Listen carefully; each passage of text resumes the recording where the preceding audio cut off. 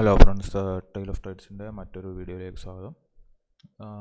ഇപ്പോൾ നിഫ്റ്റിയുടെയും bank നിഫ്റ്റിയുടെയും chart നമുക്ക് നാളത്തേക്കൊന്ന് analysis ചെയ്ത് നോക്കാം. അപ്പോൾ ഇതിപ്പോൾ നിഫ്റ്റിയുടെ ചാർട്ടാണ്.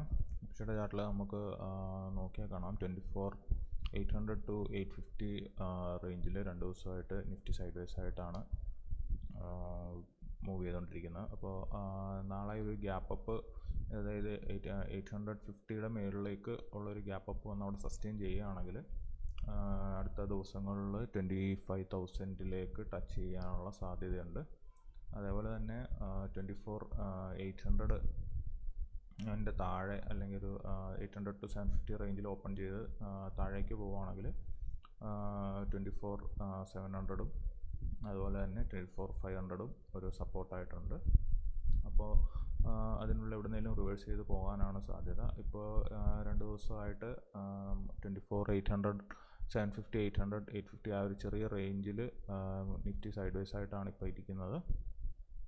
അപ്പോൾ ഗ്യാപ്പ് അപ്പ് ഓപ്പൺ ചെയ്ത് കഴിഞ്ഞാൽ 25,000 അടുത്തേക്ക് പോകാൻ, എക്സ്പയറിക്ക് മുമ്പ് 25,000 പോകാനുള്ള സാധ്യതയുണ്ട്. ബാങ്ക് നിഫ്റ്റി നോക്കുകയാണെങ്കിൽ ബാങ്ക് നിഫ്റ്റി 50,000-നും 50,500-നും 51,500-നും കറക്റ്റ് നടുക്കായിട്ട് 51,000 അടുത്തായിട്ടാണ് ക്ലോസ് ചെയ്തിരിക്കുന്നത്. അപ്പോൾ നാളെ ഗ്യാപ്പ് ഡൗൺ ആണെങ്കിൽ താഴെ 50,500 ഒരു നല്ല സപ്പോർട്ടാണ്. അതുപോലെ തന്നെ മേളിൽ 51,500-ഉം 51,500 to 600 റേഞ്ച് ഒരു നല്ല റെസിസ്റ്റൻസും ആണ്.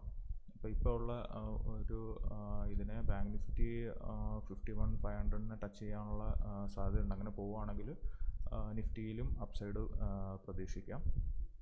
ബാങ്ക് നിഫ്റ്റി എക്സ്പയറി ബുധനാഴ്ചയാണ്, 28-ാം തീയതിയാണ്. അപ്പോൾ അതിനു മുമ്പേ ഒരു അപ്സൈഡ് ഈ റെസിസ്റ്റൻസ് ബ്രേക്ക് ചെയ്യുകയാണെങ്കിൽ ഒരു 51,500 വരെയൊക്കെ വരാനുള്ള സാധ്യതയുണ്ട്. താഴേക്ക് ബാങ്ക് നിഫ്റ്റി നിഫ്റ്റിയെക്കാട്ടിലും കുറച്ചുകൂടെ ബെയറിഷായിട്ടുള്ള ഇതിലാണ്, വീക്കാണ് ചാർട്ട് അനുസരിച്ച്. അപ്പോൾ 51,500-ൻ്റെ അവിടെ എത്തിയതിനെ ബ്രേക്ക് ചെയ്ത് കഴിഞ്ഞാൽ മാത്രമേ നമുക്ക് 52,700 ഇതുപോലെ ഓൾ ടൈം ഹൈയുടെ അടുത്തേക്കുള്ളൊരു ഇത് കിട്ടുള്ളൂ. ഇത് മിക്കവാറും 51,500 വരെ എത്തിയിട്ട് കുറച്ച് റിവേഴ്സ് ചെയ്ത് പോരാനാണ് സാധ്യത. അപ്പോൾ ആ ഒരു ഇത് വരുമ്പോഴത്തേക്ക് നിഫ്റ്റിയും എക്സ്പയറിക്ക് മുമ്പ് 25,000-ൻ്റെ അടുത്ത് എത്താൻ സാധ്യതയുണ്ട്.